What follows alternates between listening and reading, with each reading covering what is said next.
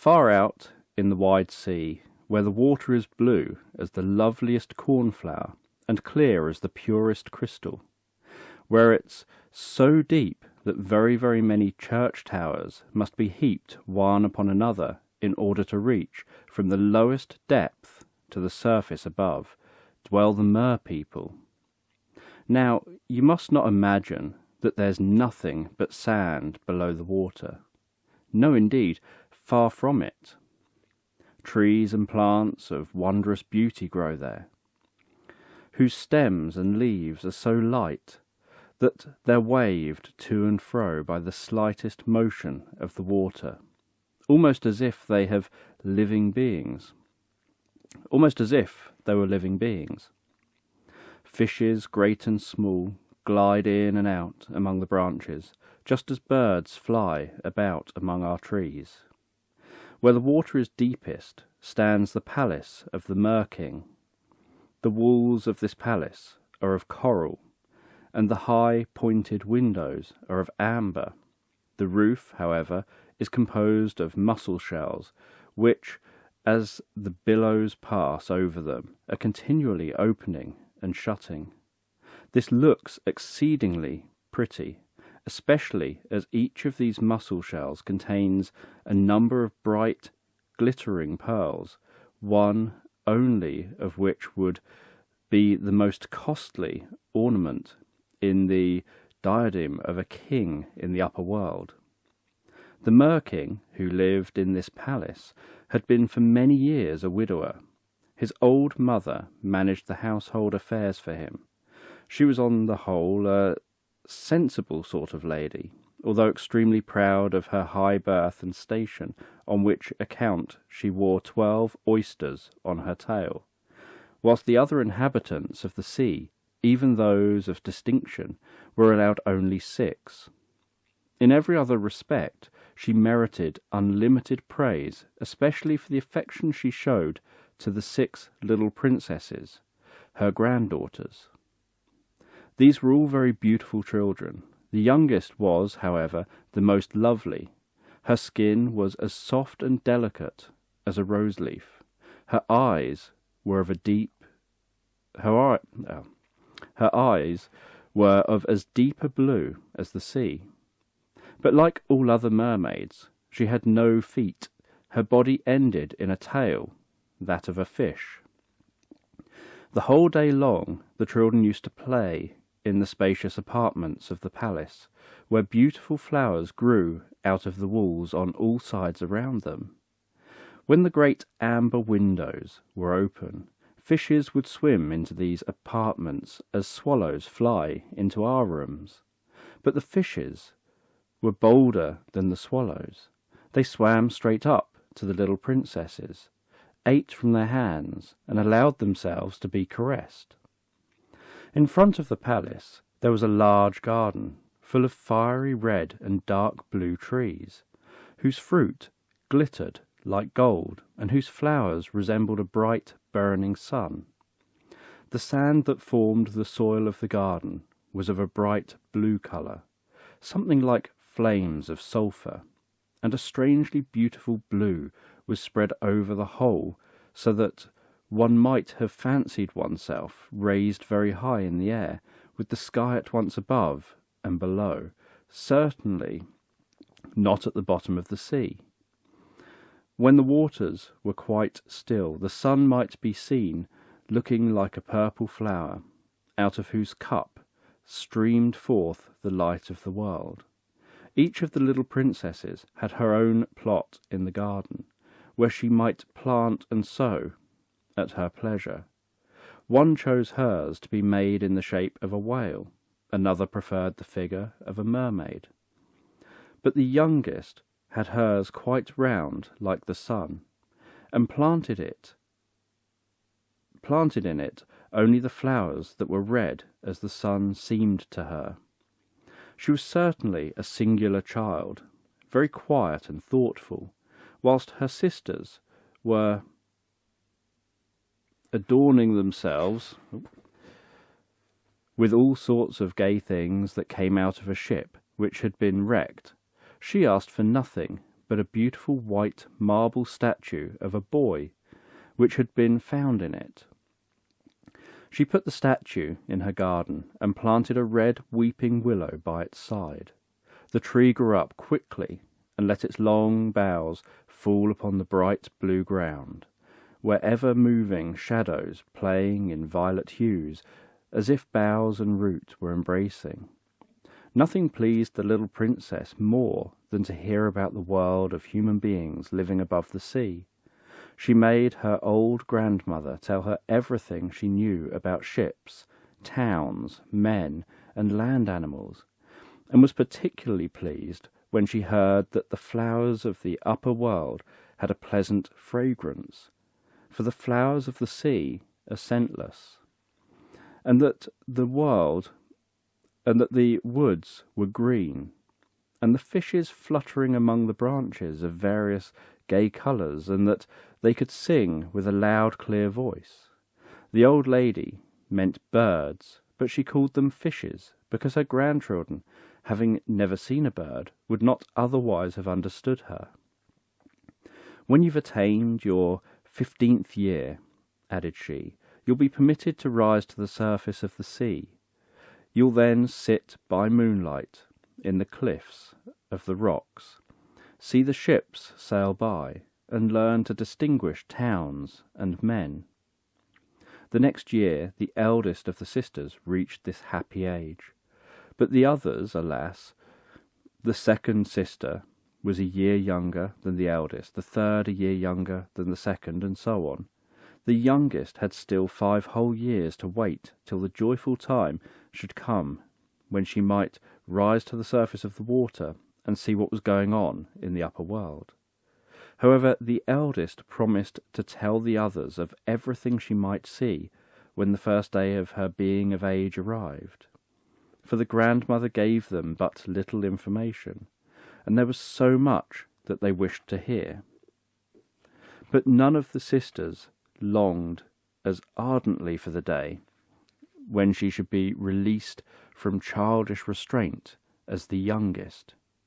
She who had longed to wait, and was so quiet and thoughtful. Many a night she stood by the open window, looking up through the clear blue water, whilst the fishes were leaping and playing around her. She could see the sun and the moon. Their light was pale, but they appeared larger than they do to those who live in the upper world. If a shadow passed over them, she knew it must be either a whale or a ship sailing by full of human beings, who indeed little thought that far beneath them a little mermaid was passionately stretching forth her white hands towards their ship's keel. The day had now arrived when the eldest princess had attained her 15th year, and was therefore allowed to rise up to the surface of the sea. When she returned, she had 1,000 things to relate. Her chief pleasure had been to sit upon a sandbank in the moonlight, looking at the large town which lay on the coast, where lights were beaming like stars, where music was playing. She had heard the distant noise of men and carriages. She had seen the high church towers, had listened to the ringing of the bells, and just because she could not go there, she longed the more after all these things. How attentively did her youngest sister listen to her words, and when she next stood at night time by her open window, gazing upward through the blue waters, she thought so intensely of the great noisy city that she fancied she could hear the church bells ringing. Next year the second sister received permission to swim wherever she pleased. She rose to the surface of the sea just when the sun was setting, and this sight so delighted her that she declared it to be the most beautiful than anything else she had ever seen above the waters. The whole sky seemed tinged with gold, she said, and it is impossible for me to describe to you the beauty of the clouds, now red, now violet, they glided over me, but still more swiftly flew over the water a flock of white swans, just where the sun was descending. I looked after them, but the sun disappeared, and the bright, rosy light on the surface of the sea and on the edges of the clouds was gradually extinguished. It was now time for the third sister to visit the upper world. She was the boldest of the six. She ventured up a river.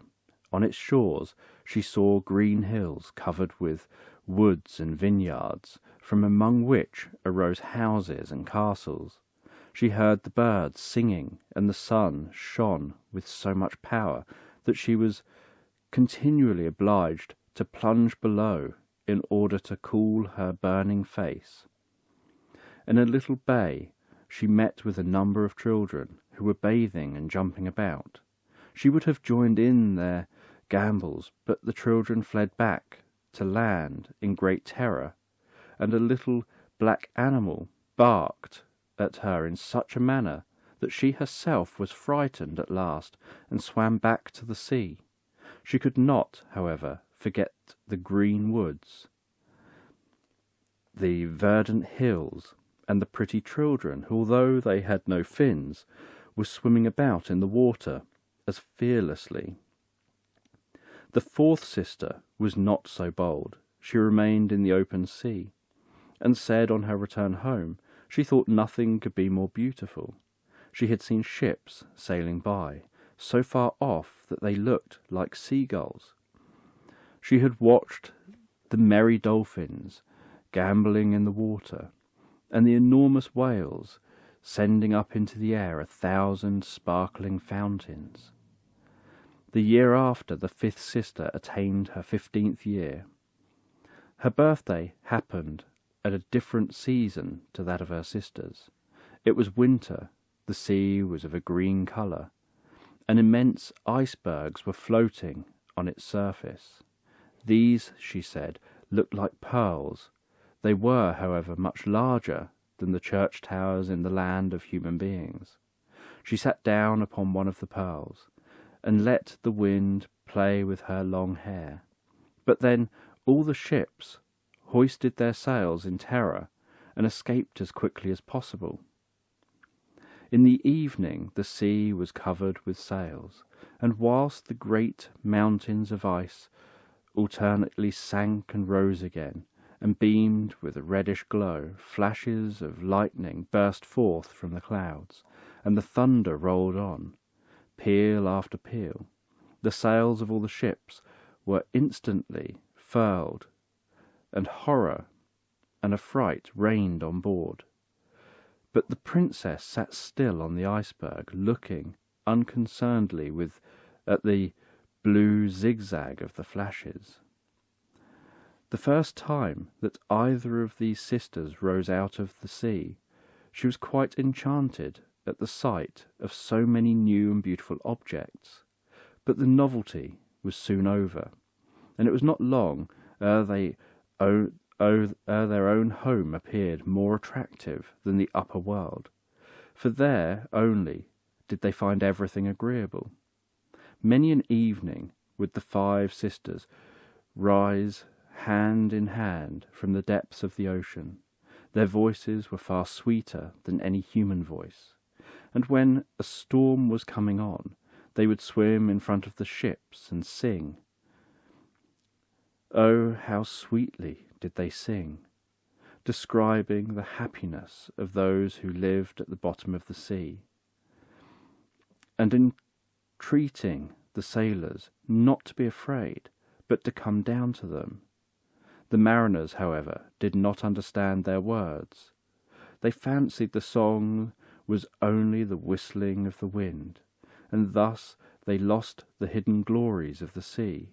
For if their ships were wrecked, all on board were drowned, and none but dead men ever entered the Mer-King's palace.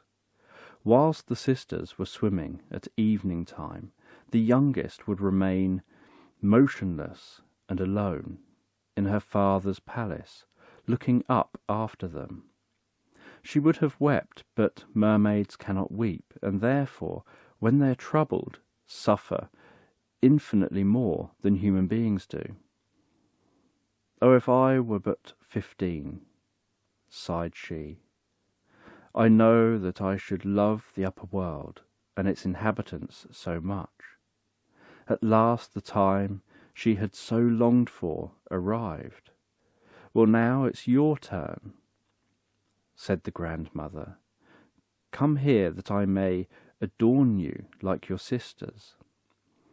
And she wound around her hair a wreath of white lilies, where every petal was the half of a pearl, and then commanded each large oyster to fasten themselves to the princess's tail, in token of her high rank. "But that's so very uncomfortable," said the little princess. "One must not mind slight inconveniences when one wishes to look well," said the old lady. How willingly would the princess have given up all this splendour and exchanged her heavy crown for the red flowers of her garden, which was so much more becoming of her. But she dared not to do so. "Farewell," she said, and she rose from the sea, light as a flake of foam. When for the first time in her life she appeared on the surface of the water, the sun had just sunk below the horizon. The clouds were beaming with bright golden and rosy hues. The evening star was shining in the pale western sky. The air was mild and refreshing, and the sea as smooth as a looking-glass. A large ship with 3 masts lay on the still waters. One sail only was unfurled, but not a breath was stirring, and the sailors were quietly seated on the cordage and ladders of the vessel. Music and song resounded from the deck, and after it grew dark, hundreds of lamps all of a sudden burst forth into light, whilst innumerable flags were fluttering overhead. The little mermaid swam close up to the captain's cabin, and every now and then, when the ship was raised by the motion of the water, she could look through the clear window panes. She saw within many richly dressed men. The handsomest among them was a young prince with large black eyes. He could not certainly be more than 16 years old, and it was in honour of his birthday that a grand festival was being celebrated. The crew were dancing on the decks, and when the young prince appeared among them, 100 rockets went up into the sky, turning night into day, and so terrifying the little mermaid that for some minutes she plunged beneath the water. However, she soon raised her little head again, and then it seemed as if all the stars were falling down upon her. Such a fiery shower she had never seen before. Never had she heard that men possessed such wonderful powers. Large suns revolved around her, bright flashes swam in the air, and everything was reflected perfectly on the clear surface of the sea. It was so light in the ship that everything could be seen distinctly. Oh, how happy the young prince was! He shook hands with the sailors, laughed and jested with them, whilst sweet notes of music mingled with the silence of night. It was now late, but the little mermaid could not tear herself away from the ship and the handsome young prince. She remained looking through the cabin window, rocked to and fro by the waves. There was a foaming and a fermentation in the depths beneath, and the ship began to move on faster. The sails were spread, the waves rose high, thick clouds gathered over the sky, and the noise of distant thunder was heard. The sailors perceived that a storm was coming on, So they again furled the sails. The great vessel was tossed about on the tempestuous ocean like a light boat, and the waves rose to an immense height, towering over the ship, which alternately sank beneath and rose above them. To the little mermaid this seemed most delightful, but the ship's crew thought very differently. The vessel cracked, the stout masts bent under the violence of the billows. The waters rushed in. For a minute the ship tottered to and fro, and then the main mast broke as if it had been a reed. The ship turned over and was filled with water. The little mermaid now perceived that the crew was in danger, for she herself was forced to beware of the beams and splinters torn from the vessel and floating about on the waves. But at the same time it became pitch dark, so that she could not distinguish anything. Presently, however, a dreadful flash of lightning disclosed to her the whole of the wreck. Her eyes sought the young prince. The same instant the ship sank to the bottom. At first she was delighted, thinking that the prince must now come to her abode. But she soon remembered that man cannot live in water, and that therefore if the prince ever entered her palace, it would be as a corpse. Die? No, he must not die. She swam through the fragments with which the water was strewn, regardless of the dangers she was incurring, and at last found the prince all but exhausted, and with great difficulty keeping his head above water. He had already closed his eyes, and must inevitably have been drowned, had not the little mermaid come to his rescue. She seized hold of him and kept him above the water, suffering the current to bear them on together. Towards morning the storm was hushed. No trace, however, remained of the ship. The sun rose like fire out of the sea. His beams seemed to restore colour to the prince's cheeks, but his eyes were still closed. The mermaid kissed his high forehead and stroked his wet hair away from his face. He looked like the marble statue in her garden. She kissed him again, and wished most fervently that he might recover. She now saw the dry land, with its mountains glittering with snow. A green wood extended along the coast, and at the entrance of the wood stood a chapel, or convent. She could not be sure which. Citron and lemon trees grew in the garden adjoining it. An avenue of tall palm trees led up to the door. The sea here formed a little bay, in which the water was quite smooth but very deep, and under the cliffs there were dry, firm sands. Hither swam the little mermaid with the seemingly dead prince. She laid him upon the warm sand, and took care to place his head high and to turn his face to the sun. The bells began to ring in the large white building which stood before her, and a number of young girls came out to walk in the garden. The mermaid went away from the shore, hid herself behind some stones, covered her head with foam, so that her little face could not be seen, and watched the prince with unremitting attention. It was not long before one of the young girls approached. She seemed quite frightened at finding the prince in this state, apparently dead. Soon, however, she recovered herself and ran back to call her sisters. The little mermaid saw that the prince revived, and that all around smiled kindly and joyfully upon him. For her, however, he looked not. He knew not that it was she who had saved him. And when the prince was taken into the home, she felt so sad that she immediately plunged beneath the water and returned to her father's palace. If she had been before quiet and thoughtful, she now grew still more so. Her sisters asked her what she had seen in the upper world, but she made no answer. Many an evening she rose to the palace. Many an evening she rose to the place where she had left the prince.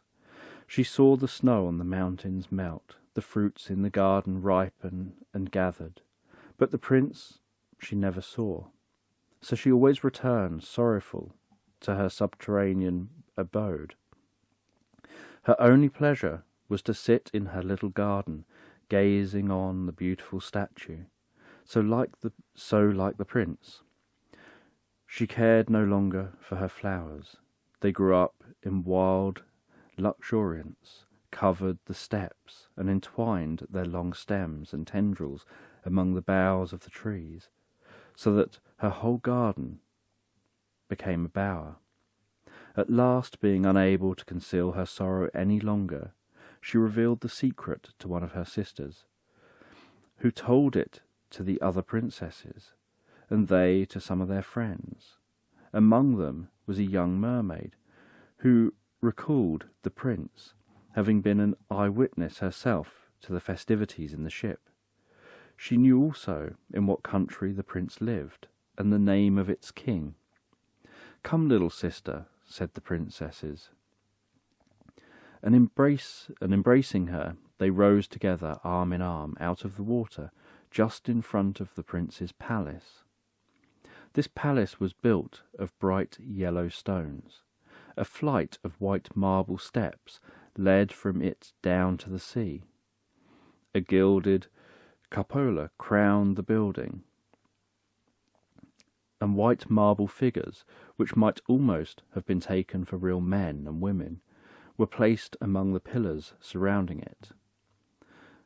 Through the clear glass of the high windows one might look into magnificent apartments, hung with silken curtains, the walls adorned with magnificent paintings. It was a real treat to the little royal mermaids to behold so splendid an abode. They gazed through the windows of one of the largest rooms, and in the centre saw a fountain playing, whose waters sprang up so high as to reach the glittering cupola above, through which the sunbeams fell, dancing on the water and brightening the pretty plants which grew around it. The little mermaid now knew where her beloved prince dwelt, and henceforth she went there almost every evening. She often approached nearer the land than her sisters had ventured, and even swam up the narrow channel that flowed under the marble balcony. Here, on a bright moonlit night, she would watch the young prince who believed himself alone. Sometimes she saw him sailing on the water in a gaily painted boat with many coloured flags waving above. She would then hide among the green reeds which grew on the banks, listening to his voice, and if anyone in the boat noticed the rustling of her long silver veil, which was caught now and then by the light breeze, they only fancied it was a swan flapping his wings. Many a night, when the fishermen were casting their nets by the beacon's light, she heard them talking of the prince and relating the noble actions he had performed. She was then so happy, thinking how she had saved his life when struggling with the waves, and remembering how his head had rested on her bosom, and how she had kissed him when he knew nothing of it, and could never even dream of such a thing. Human beings became more and more dear to her every day. She wished that she were one of them. Their world seemed to her much larger than that of the merpeople. They could fly over the ocean in their ships, as well as climb to the summits of those high mountains that rose above the clouds, and their wounded domains extended Their wooded domains extended much further than the mermaid's eyes could penetrate. There were many things that she wished to hear explained, but her sisters could not give her any satisfactory answers. She was again obliged to have recourse to the old Queen Mother, who knew a great deal about the upper world, which she used to call the country above the sea. "Do men, when they're not drowned, live forever?" she asked one day. "Do they not die as we do, who live at the bottom of the sea?" "Yes," was the grandmother's reply. "They must die like us, and their life is much shorter than ours. We live to the age of 300 years. But when we die, we become foam of the sea, and are not allowed even to share a grave among those that are dear to us. We have no immortal souls. We can never live again, and are like the grass, which, once cut down, is withered forever. Human beings, on the contrary, have souls that continue to live when their bodies become dust, and as we rise out of the water to admire the abode of man, they ascend to glorious unknown dwellings in the sky, which we are not permitted to see." "Why have not we immortal souls?" asked the little mermaid. "I would willingly give up my 300 years to be a human being for only one day, thus to become entitled to that heavenly world above." "You must not think like that," answered the grandmother. "It is much better as it is. We live longer and are far happier than human beings. So I must die and be dashed like foam over the sea, never to rise again and hear the gentle murmur of the ocean, never again to see the beautiful flowers and the bright sun. Tell me, dear grandmother, are there no means by which I may obtain an immortal soul?" "No," replied the old lady.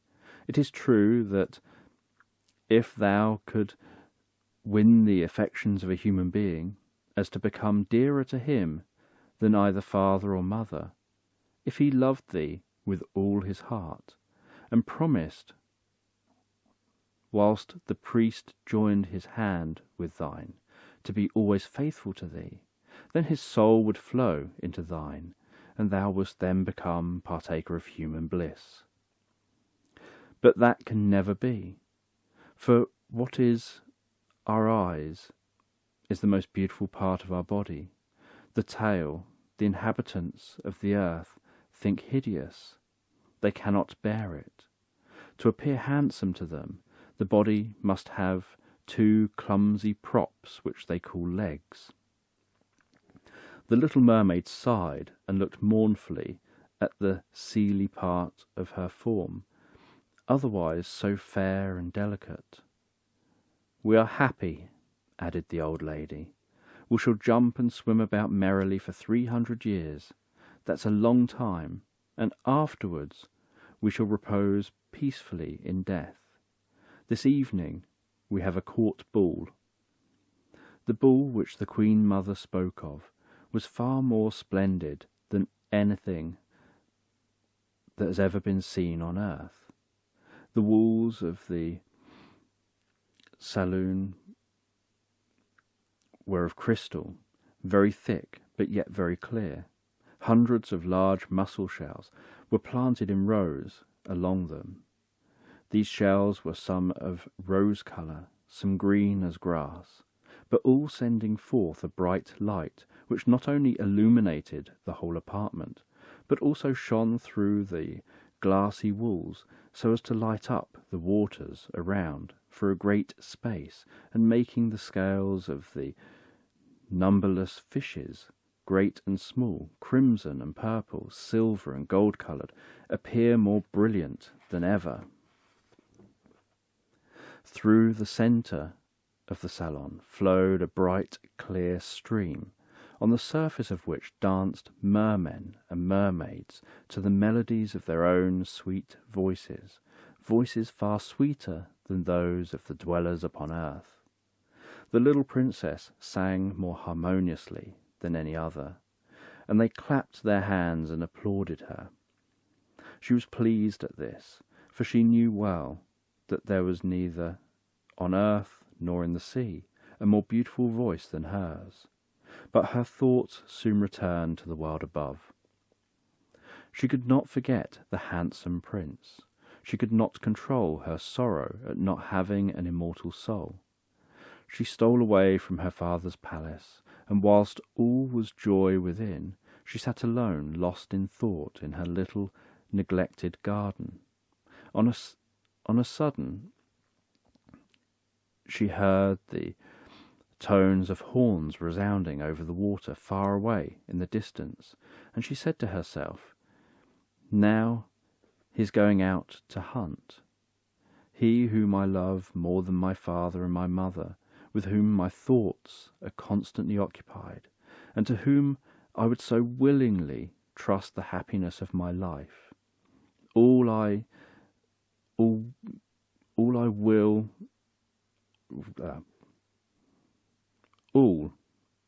I risk to win him, and an immortal soul. Whilst my sisters are still dancing in the palace, I'll go to the enchantress, whom I have hitherto feared so much, but who is nevertheless the only person who can advise and help me." So the little mermaid left the garden and went to the foaming whirlpool beyond which dwelt the enchantress. She had never been this way before. Neither flowers nor sea grass bloomed along her path. She had to traverse an extent of bare grey sand till she reached the whirlpool, whose waves were eddying and whizzing like mill wheels, tearing everything they could seize along with them into the abyss below. She was obliged to make her way through this horrible place in order to arrive at the territory of the enchantress. Then she had to pass through a boiling, slimy bog, which the enchantress called her turf moor. Her house stood in a wood beyond this, and a strange abode it was.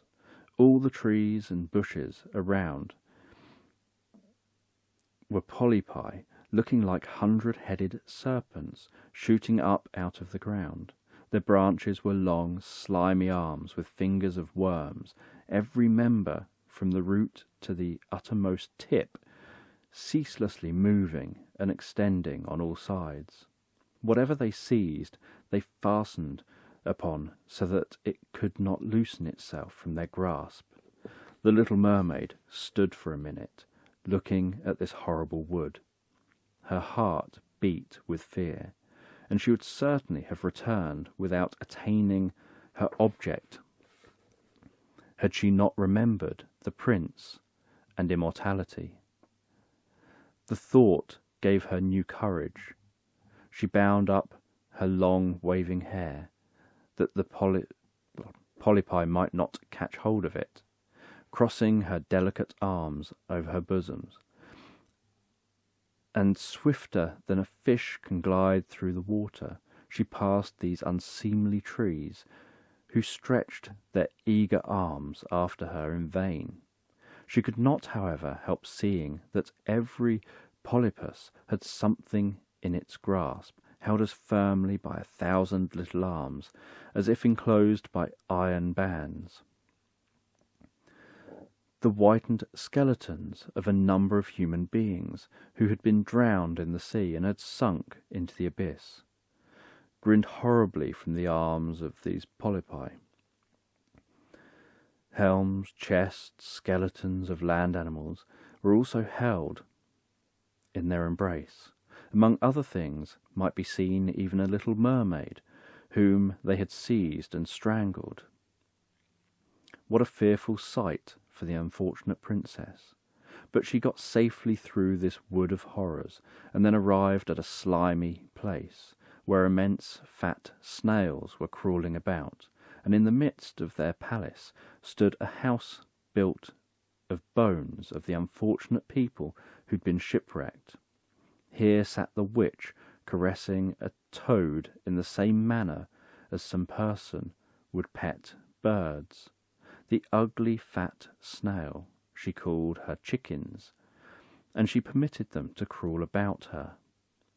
"I know well what you would ask of me," she said to the little princess.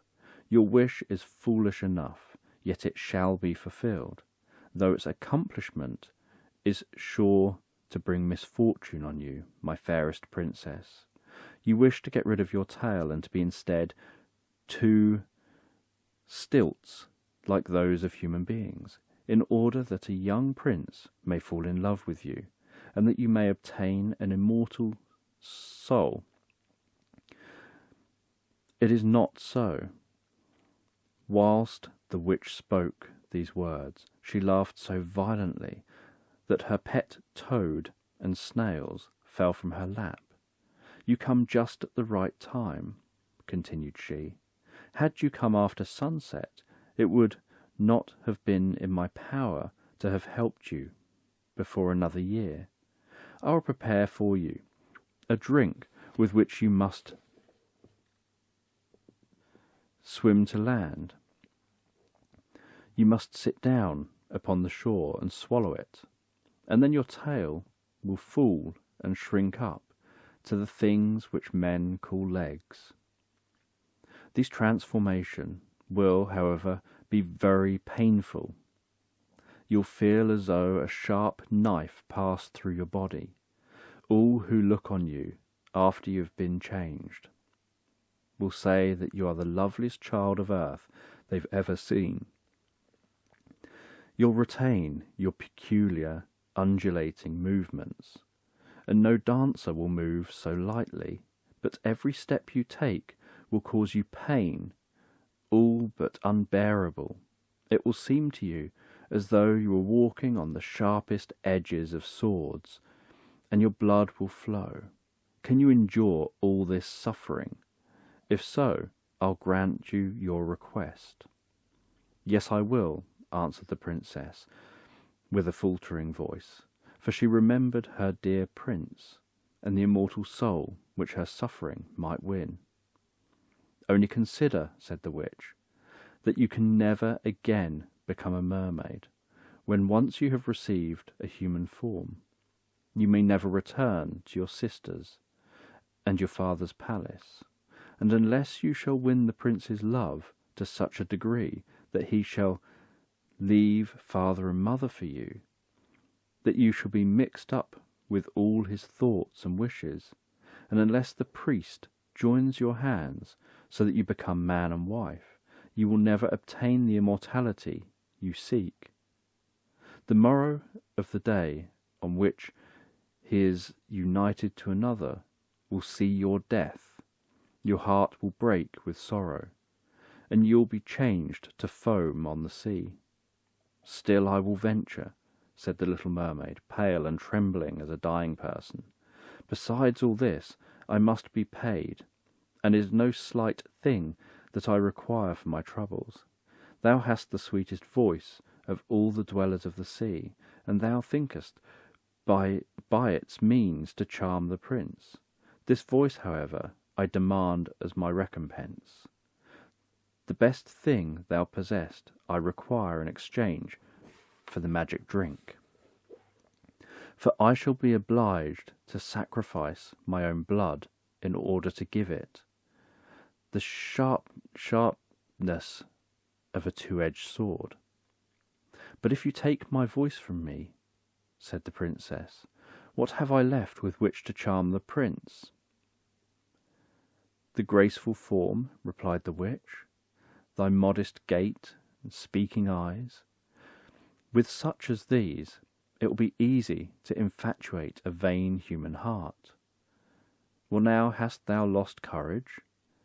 Put out thy little tongue, that I may cut it off, and take it for myself in return for my magic drink." "Be it so," said the princess, and the witch took up her cauldron in order to mix her potion. "Cleanliness is a good thing," remarked she, as she began to rub the cauldron with a handful of toads and snails. She then scratched her bosom, and let the black blood trickle down into the cauldron, every moment throwing in new ingredients. The smoke from the mixture, assuming such horrible forms as were enough to fill beholders with terror, and a moaning and a groaning proceeding from it, which might be compared to the weeping of crocodiles. The magic drink at length became clear and transparent as pure water. It was ready. "Here it is," said the witch to the princess, cutting out her tongue at the same moment. The poor little mermaid was now dumb. She could neither sing nor speak. "If the polypi should attempt to seize you as you pass through my little grove," said the witch, "you have only to sprinkle some of this magic drink over them, and their arms will burst into 1,000 pieces." But the princess had no need of this counsel, for the polypi drew hastily back as soon as they perceived the bright vial that glittered in her hand like a star. Thus she passed safely through the formidable wood, over the moor, and across the foaming mill-stream. She now looked once again at her father's palace. The lamps in the salon were extinguished, and all the family were asleep. She would not go in, for she could not speak if she did. She was about to leave her home for ever. Her heart was ready to break with sorrow at the thought. She stole into the garden, plucked a flower from the bed of each of her sisters, as a remembrance, kissed her hand again and again, and then rose through the dark blue waters to the world above. The sun had not yet risen when she arrived at the prince's dwelling, and ascended those well-known marble steps. The moon still shone in the sky when the little mermaid drank off the wonderful liquid contained in her vial. She felt it run through her like a sharp knife, and she fell down in a swoon. When the sun rose, she awoke. She felt a burning pain in all her limbs, but she saw, standing close to her, the object of her love, the handsome young prince, whose coal-black eyes were fixed inquiringly upon her. Full of shame, she cast down her own, and perceived, instead of the long fish-like tail she had hitherto borne, 2 slender legs. But she was quite naked, and tried in vain to cover herself with her long thick hair. The prince asked who she was, and how she got there, and she in reply smiled and gazed upon him with her bright blue eyes, for alas, she could not speak. He then led her by the hand into the palace. She found that the witch had told her true. She felt as though she were walking on the edges of sharp swords, but she bore the pain willingly. On she passed, light as a zephyr, and all who saw her wondered at her light undulating movements. When she entered the palace, rich clothes of muslin and silk were brought to her. She was lovelier than all who dwelt there, but she could neither speak nor sing. Some female slaves, gaily dressed in silk and gold, sang before the prince and his royal parents, and one of them distinguished herself by her clear, sweet voice, which the prince applauded by clapping his hands. This made the little mermaid very sad, for she knew that she used to sing far better than that young slave. Alas, thought she, if he did but know that for his sake I have given away my voice forever. The slaves began to dance. Our lovely little mermaidian then arose, stretched out her delicate white arms, and hovered gracefully about the room. Every motion displayed more and more the perfect symmetry and elegance of her figure, and the expression which beamed in her speaking eyes touched the hearts of the spectators far more than the song of the slaves. All present were enchanted, but especially the young prince, who called her his dear little foundling. And she danced again and again, although every step cost her excessive pain. The prince then said she should always be with him, and accordingly a sleeping place was prepared for her on velvet cushions in the anterior room of her own apartment. The prince caused a suit of male apparel to be made for her, in order that she might accompany him in his rides. So together they traversed the fragrant woods, where green boughs brushed against the shoulders, and the birds sang merrily among the fresh leaves. With him she climbed up steep mountains, and although her tender feet bled so as to be remarked by the attendants, she only smiled and followed her dear prince to the heights, whence they could see the clouds chasing each other beneath them, like a flock of birds migrating to other countries. During the night she would, when all in the palace were at rest, walk down the marble steps in order to cool her feet in the deep waters. She would then think of those beloved ones who dwelt in the lower world. One night, as she was thus bathing her feet, her sisters swam together to the spot, arm in arm and singing, but alas, so mournfully. She beckoned to them, and they immediately recognized her, and told her how great was the mourning in her father's house for her loss. From this time the sisters visited her every night, and once they brought with them the old grandmother, who had not seen the upper world for a great many years. They likewise brought their father, the Mer-King, with his crown on his head, but these two old people did not venture near enough to the land to be able to speak to her. The little mermaiden became dearer and dearer to the prince every day, but he only looked upon her as a sweet, gentle child, and the thought of making her his wife never entered his head. And yet his wife she must be, ere she could receive an immortal soul. His wife she must be, or she would change into foam and be driven restlessly over the billows of the sea. Dost thou not love me above all others? Her eyes seemed to ask as she pressed her fondly in his arms and kissed her lovely brow. Yes, the prince would say, thou art dearer to me than any other, for no one is as good as thou art. Thou loveliest me so much, and thou art so like a young maiden whom I've seen but once and may never see again. I was on board a ship which was wrecked by a sudden tempest. The waves threw me on the shore near a holy temple, where a number of young girls are occupied constantly with religious services. The youngest of them found me on the shore and saved my life. I saw her only once, but her image is vividly impressed upon my memory, and her alone can I love. But she belongs to the holy temple, and thou, who resemblest her so much, has been given to me for consolation.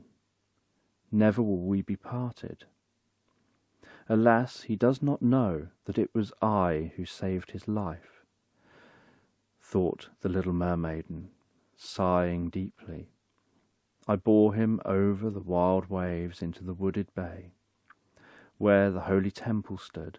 I sat behind the rocks waiting till someone should come. I saw the pretty maiden approach, whom he loves more than me, and again she heaved a deep sigh, for she could not weep. He said that the young girl belongs to the holy temple. She never comes out into the world, so they cannot meet each other again, and I'm always with him, see him daily. I'll love him and devote my whole life to him. So the prince is going to be married to the beautiful daughter of the neighbouring king, said the courtiers, That is why he's having that splendid ship fitted out. It is announced that he wishes to travel, but in reality he goes to see the princess.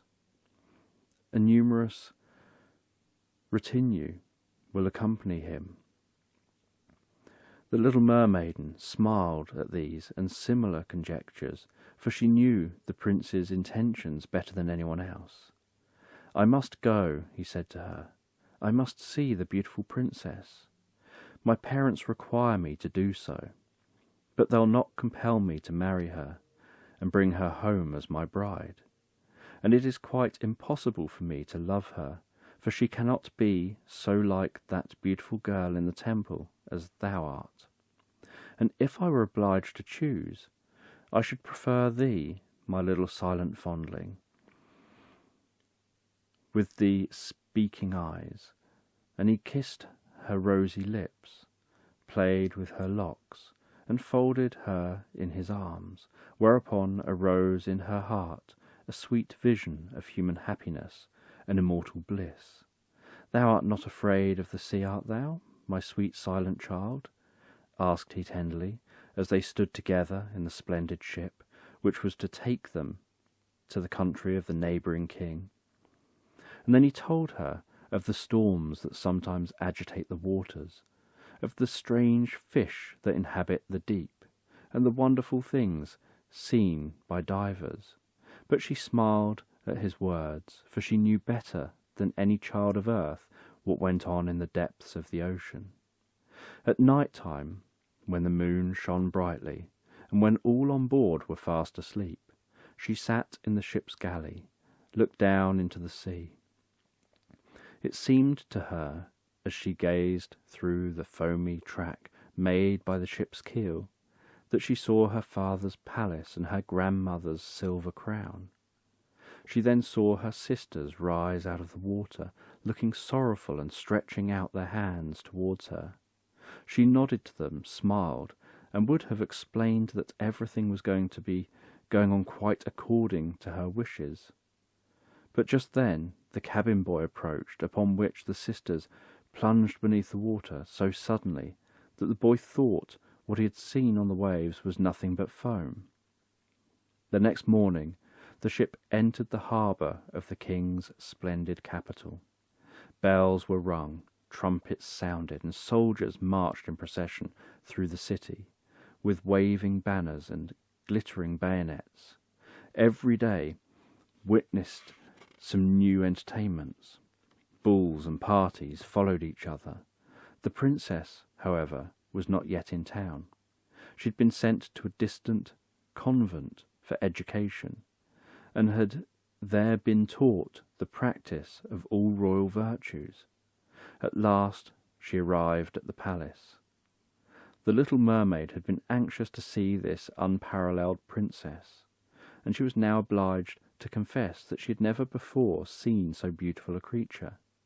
The skin of the princess was so white and delicate that the veins might be seen through it, and her dark eyes sparkled beneath a pair of finely formed eyebrows.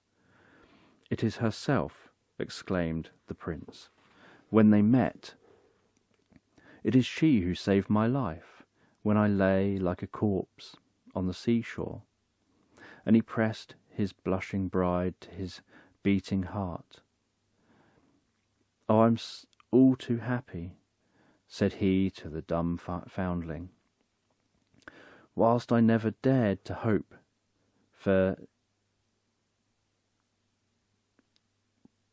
what I'd never dared to hope for has come to pass.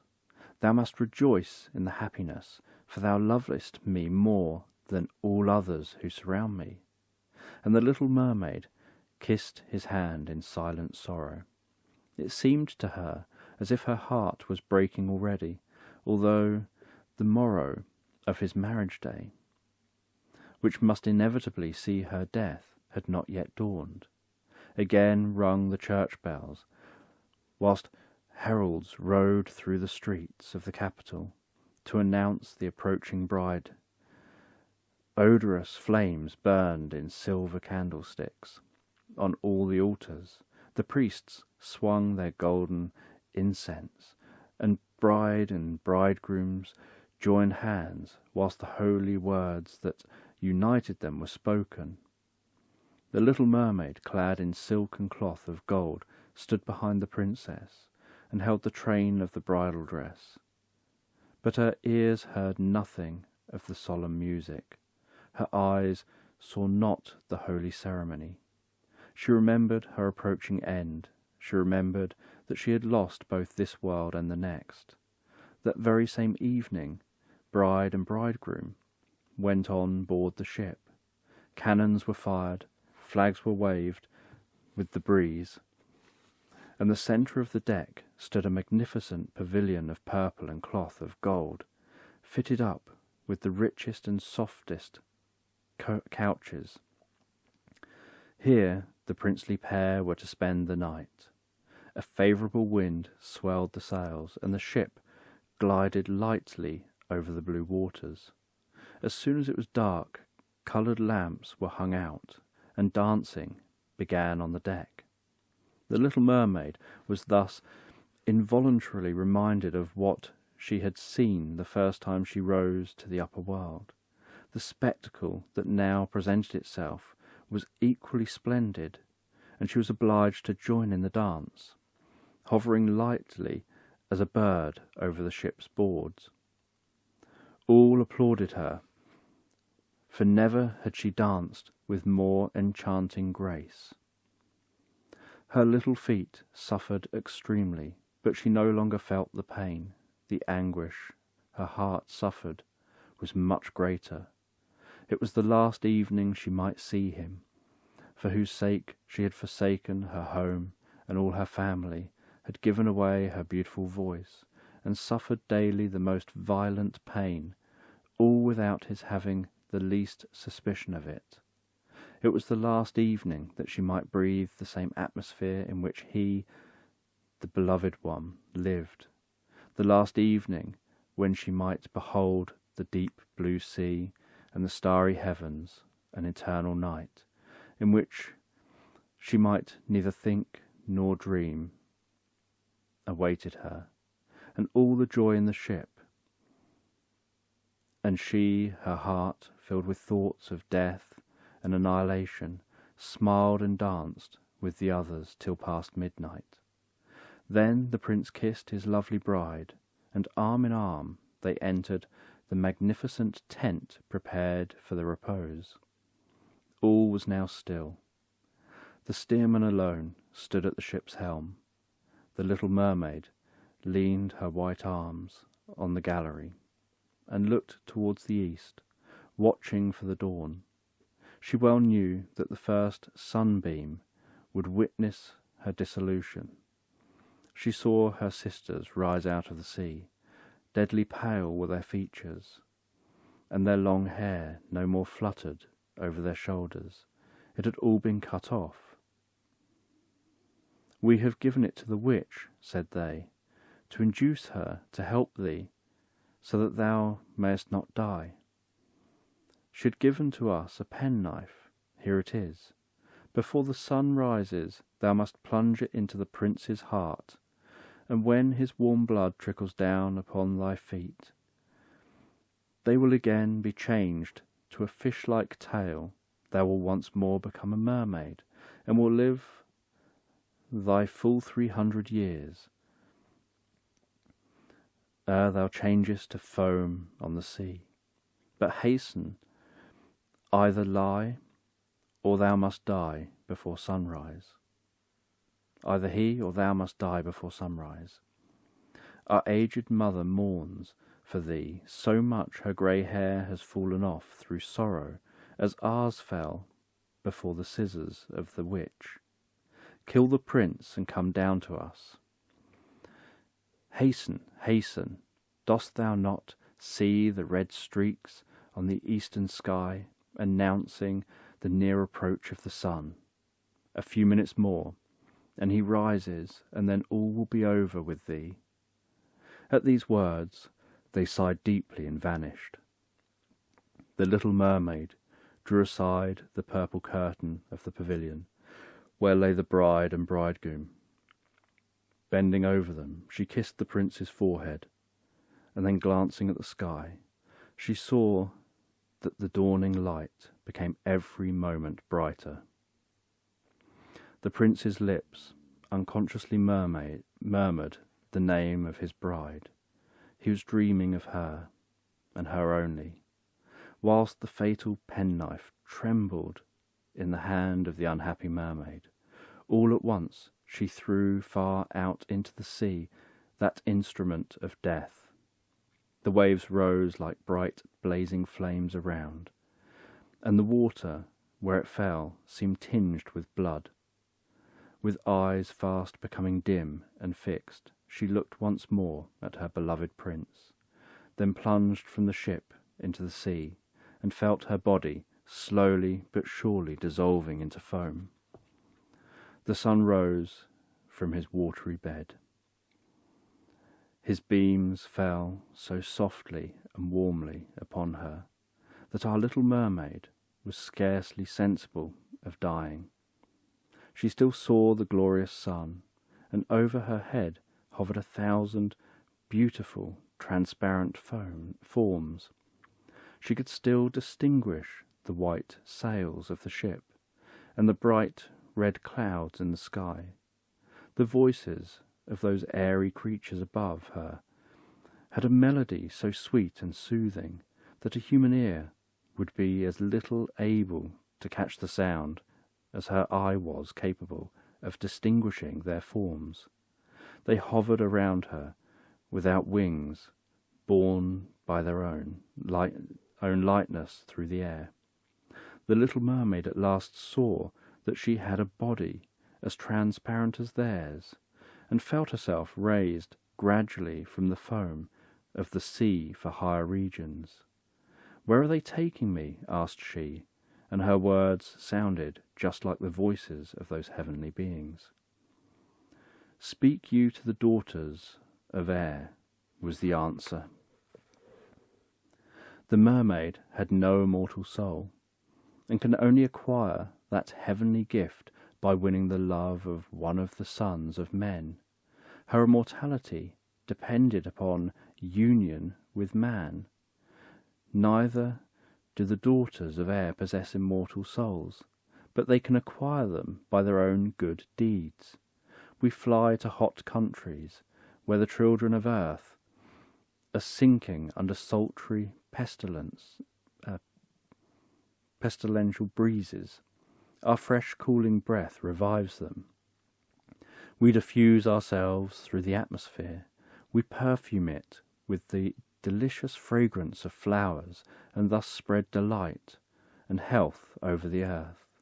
By doing good in this manner for 300 years, we win immortality and receive a share of the eternal bliss of human beings. And thou, poor little mermaid, who, following the impulse of thine own heart, hast done and suffered so much, thou art now raised to the airy world of spirits, that by performing deeds of kindness for 300 years thou mayst acquire an immortal soul. The little mermaid stretched out her transparent arms to the sun, and for the first time in her life tears moistened her eyes. And now again all were awake and rejoicing in the ship. She saw the prince with his pretty bride.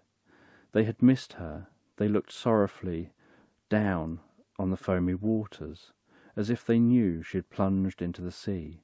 Unseen, she kissed the bridegroom's forehead, smiled upon him, and then, with the rest of the children of air, soared high above the rosy clouds, which were sailing so peacefully over the ship. After 300 years we shall fly into the kingdom of heaven. We may arrive there even sooner, whispered one of her sisters. We fly invisibly through the dwellings of men, where there are children, and whenever we find a good child who gives pleasure to his parents and deserves their love, the good God shortens our time of probation. No child is aware that we're flitting about his room, and that whenever joy draws from us a smile, a year is struck out of our 300. But when we see a rude, naughty child, we weep bitter tears of sorrow, and every tear we shed adds a day to our time of probation.